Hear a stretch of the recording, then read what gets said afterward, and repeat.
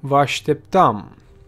De fapt, nu o făceam. Puteți să plecați chiar acum, dar înainte să plecați, apăsați un buton de like pe acolo și după aia puteți să închideți video să vă uitați la altceva, da?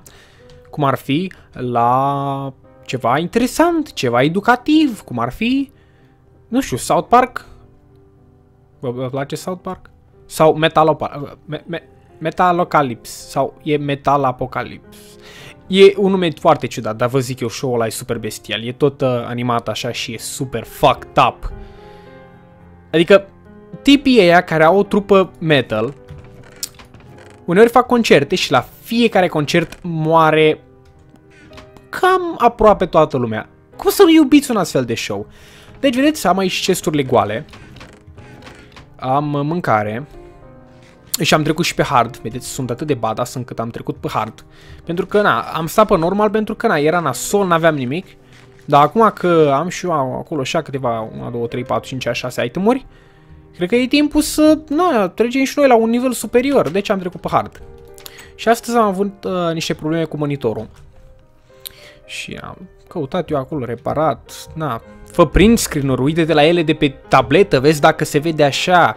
Pentru dacă se vedea nasol și pe tabletă print screen-ul, înseamnă că era de la placa video. Sau de la driverele video. Vai, să nu vă zic că am intrat în Minecraft, stai așa să vă arăt așa.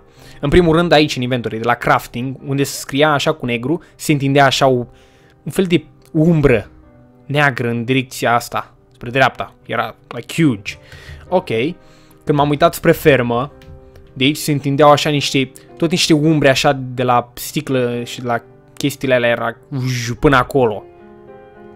Și eram, ok, prea multe droguri. Adică mai trag eu buz, dă cu niște weed, dă cu niște LCD pe deasupra, dar frate, nici chiar așa n-am avut efecte de alea în viața mea. Și am observat că aici nu prea am chestii.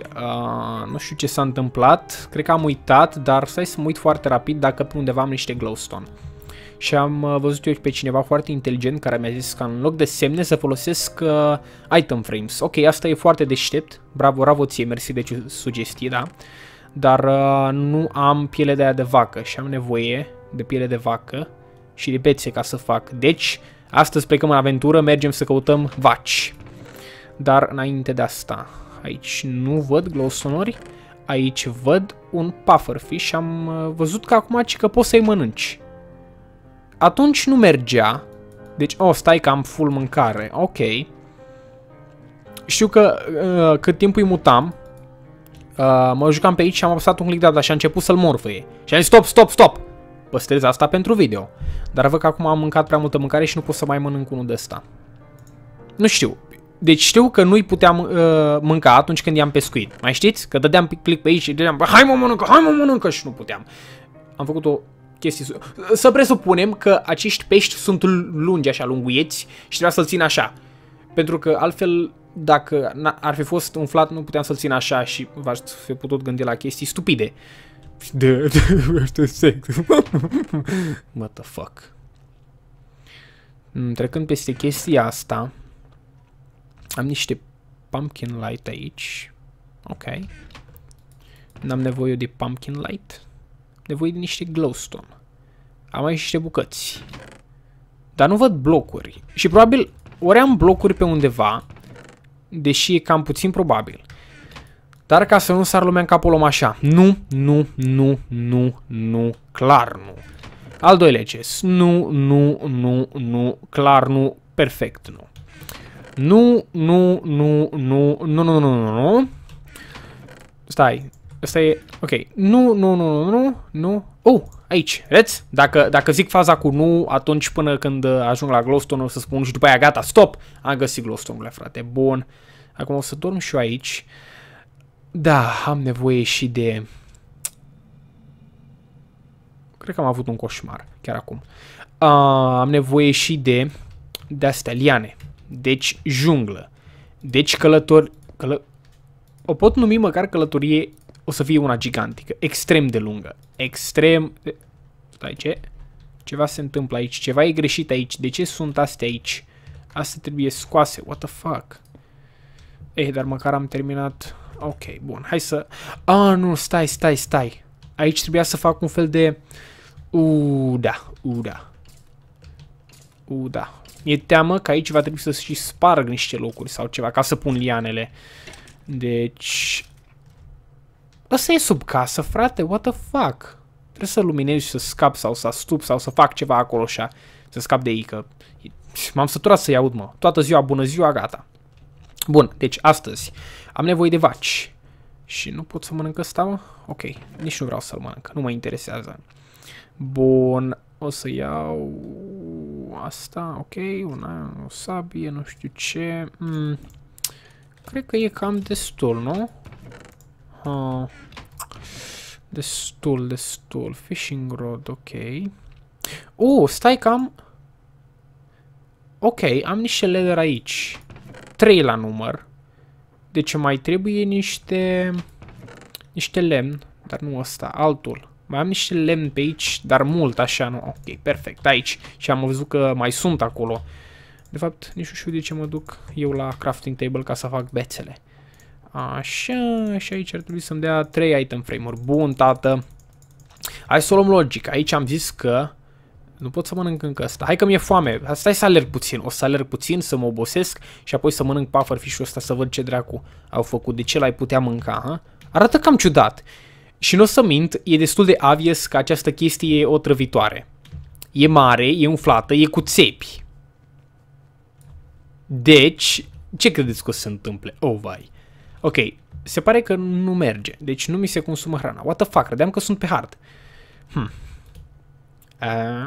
Altă chestie și apoi trec și apoi și aici. Dar chestia asta mă deranjează. Voi ce spuneți, ha? Mă deranjează extrem de tare. S-ar putea să trebuiască să scot să pun și sticla acolo sau ceva, nu. Sau pur și simplu să mai bag niște... Niște de-astea. Așa, sandstone slab-uri. Stai că am un mesaj pe Steam. Bla bla bla. What the fuck? Ok, deci Max a înregistrat niște videouri cu Altis Live și apoi și-a dat seama că microfonul lui era pe mut. Fucking smart. Ei, eu am înregistrat niște videouri și apoi mi-am dat seama că microfonul meu e pe 100%. Deci, cred că sunt la fel de tântălău. Dar prin câte n-am trecut eu, frate, cu videourile astea. Alele, greșeli. Chiar acum, înainte, am mai filmat un episod. Gen, a fost destul de plictisitor, n-am să mint. În care am mutat toate chestiile de acolo, aici și am vorbit despre lucruri, da? Dar pentru că microfonul meu se auzea fucking ciudat, din nu știu ce motiv, pentru că văd că și Max are niște probleme cu el. Mai nou, așa, nu știu, dracu, se întâmplă, trebuie să mai băgăm, să scoatem firul. Astăzi am avut probleme și cu monitorul, v-am spus. Deci, se pare că am dat boala în noi. Se pare că cam dă boala noi. Se pare că dă cam... Nope, doar încercam să-mi dau seama de ceva, dar tot nu pot să-mi dau seama. Și dintr-un motiv sau altul nu pot să-mi găsesc eu sticla. Ok, nu mai am sticlă sau se întâmplă ceva pe aici? De ce sunt slab-urile astea aici? Astea nu ar trebui să fie aici. Să zicem că ăsta ar fi culoarul de mâncare, ok? Sau... Ok, nu, stai. Mă gândesc. Dacă... Nu, stai. Ce aș putea să fac? Aș putea să pun aici, ok? Și aici. Și apoi să fie pentru fiecare culoare. Ha? Ce spuneți?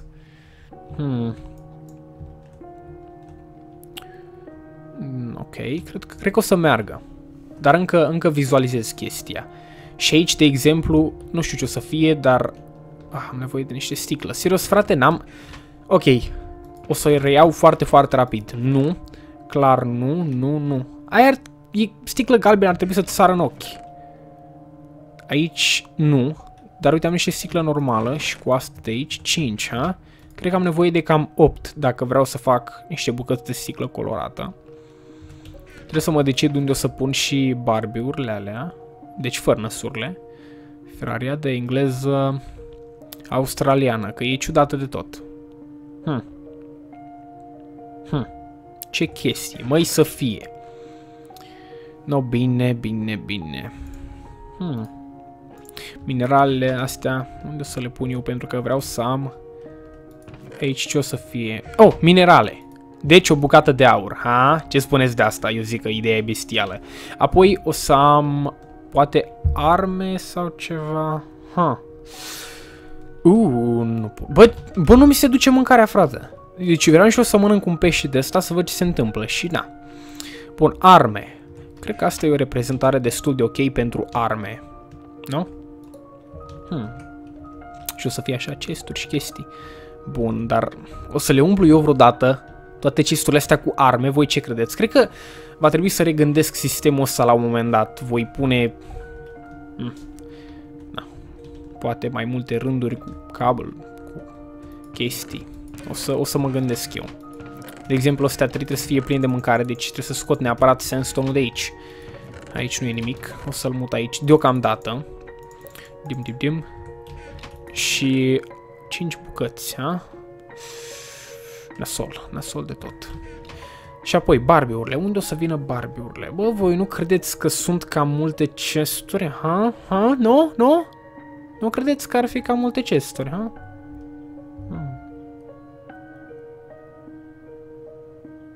Bun.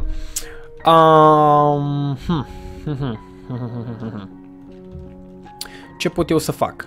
Să pun oare Barbie-urile pe aici? Stai că am vreo 30 de Barbie-uri puse pe undeva. Știu când le-am adus și am zis, what the fuck, sunt multe Barbie-uri.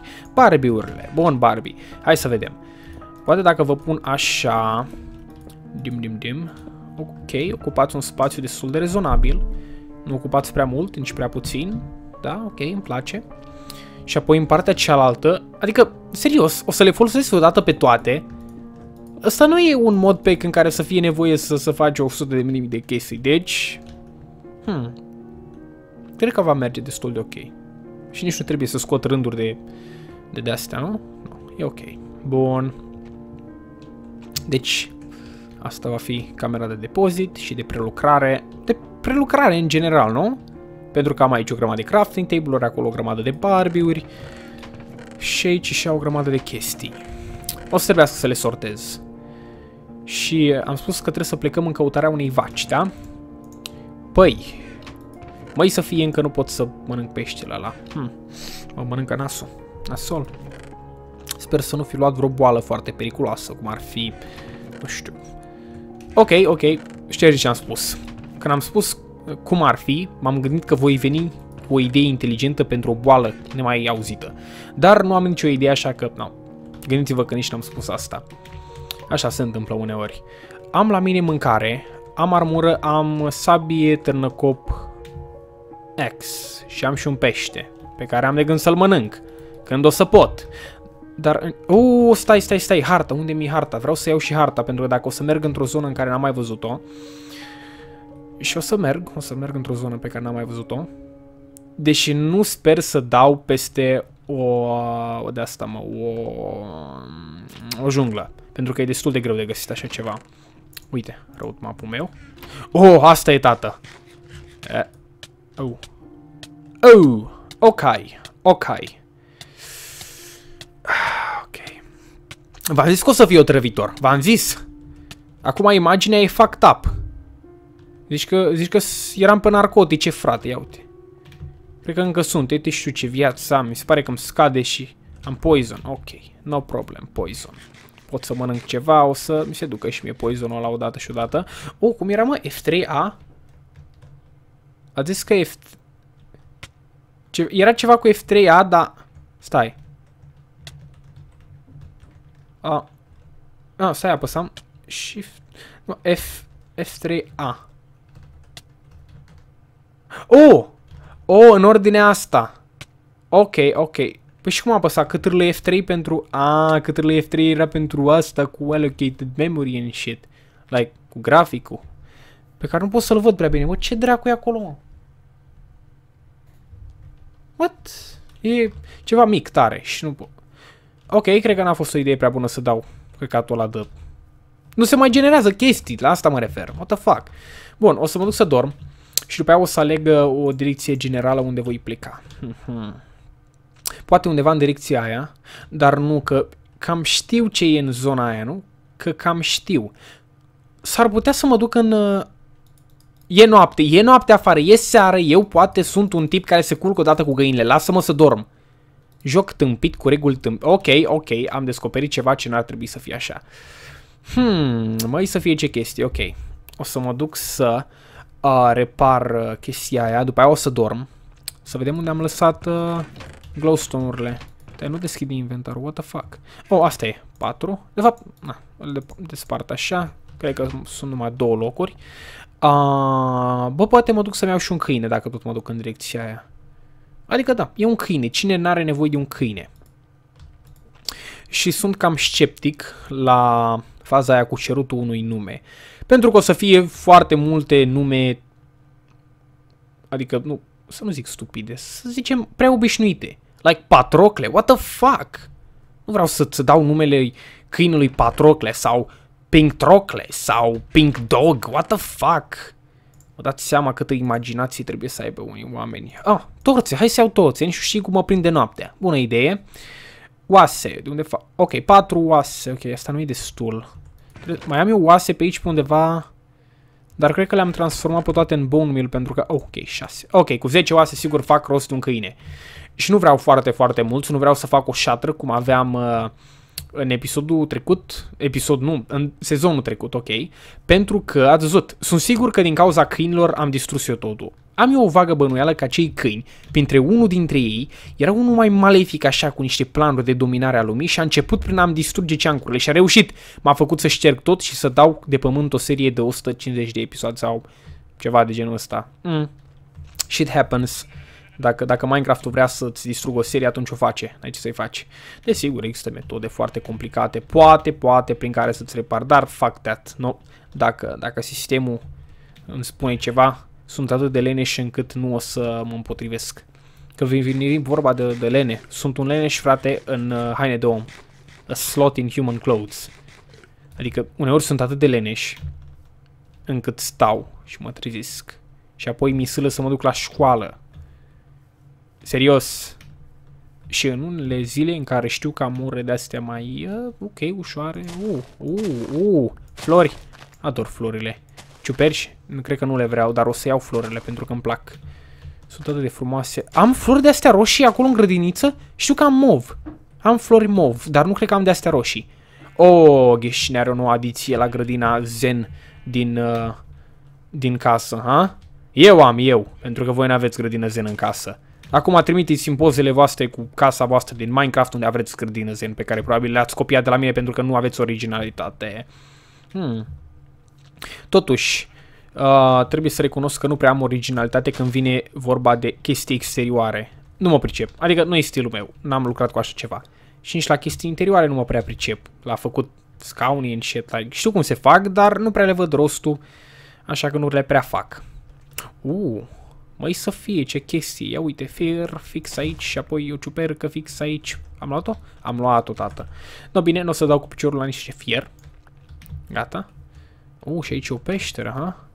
Măi să fie. Mă rog, o să-mi continui eu drumul în direcția asta. Ați văzut o vacă până acum? Eu n-am văzut. Numai o grămadă de oi. Și nu sunt singurele. Mai am o grămadă de alte oi prin altă parte. Pe acolo, pe câmpie. Ok, oi pe câmpii, oi prin pădure, dar unde pana mea? Lumea asta are nevoie de mai mulți lupi. Pentru că nu văd vacile. Ce s-a întâmplat cu vacile? S-au reprofilat câinii, frate? Pentru că știți că folclorul spune că lupii atacă oile. Și e ok. Dacă măcar ar da o bucată de carne. E atât de greu să faci oaia să dea și o bucată de carne? E atât de greu? Cineva ar trebui să facă un mod cu așa ceva. De ce nu mă pricep eu la modding and shit? Ar trebui să-mi pierd timpul încercând să fac niște moduri de astea, să-mi schimb eu Minecraft-ul meu și să nu mai dau la nimeni altcineva, pentru că o să fiu foarte nesimțit și chestii de astea. Like, make your own mod, dacă vrei unul. Trecând peste chestia asta, stai că mi-aduc aminte. N-am mai trecut eu pe aici? Îmi pare cunoscut locul ăsta cu dealuri și cu munți, piatră, chestii de astea. Cum spuneam, trecând peste asta, sunt niște schimbări pe care le-aș vrea în jocul ăsta. Cum ar fi asta, cu oaia care dă... porci, ok, porci, ok, ne apropiem. Simt mirosul vacilor și nu e frumos deloc, dar vă spun eu, sunt vaci pe aici, pe undeva. Și poate câini, pentru că e zăpadă și unde e zăpadă sunt animale cu blană, deci câini. Ați văzut o vacă cu blană? Exact! Nu sunt vaci acolo. Stai. Atunci eu... Ok, am făcut o greșeală fatală. Dacă nu sunt vaci, acolo unde e frig, pentru că n-au blană să le țină, înseamnă că merg numai pentru câini în direcția aia. Și asta e nasol, pentru că na. Câinii sunt șmecheri, dar totuși. Nisip, care arată șmecher, vă dați seama. O să peciuiesc eu Minecraft-ul ăsta odată și odată. Pentru că nu știu dacă a apărut o versiune. Desigur că am primit niște linkuri foarte, foarte shady de la niște persoane care chiar nu știu să trimită un link ca lumea. După, nu știu ce, share, like, what the fuck, nu o să dau click pe asemenea link în viața mea. Așa, măcar de l-ar pune și pe ceva mai, nu știu, mai folosit așa, să nu pară virus de la o poștă, ha? Ce spuneți? Nu, că nu e, puteți să-mi trimiteți, nu mă deranjează. Dar, zăpada e în direcția asta, what? Ok, cred că o să și mănânc ceva, că văd că am început să alerg ca un... Ok, o să mai și cad. Măcar pot să ies de aici rapid? Ha? Stai. Ok, măcar am ieșit rapid. Ok, direcția asta. În direcția asta e... Cred că e... nu e zăpada de pe munți. Fuck. Și eu care mă gândeam că va fi gen începutul unei... biome de ăla de zăpadă, unei ieri frumoase cu like prințese and shit, doing drugs and shit. Dar no. De ce tot vreau? Ok, direcții. Cred că o să mă duc în continuare în direcția asta. Să vedem. Bă, vaci n-am găsit, câini n-am găsit. Arată foarte promițător.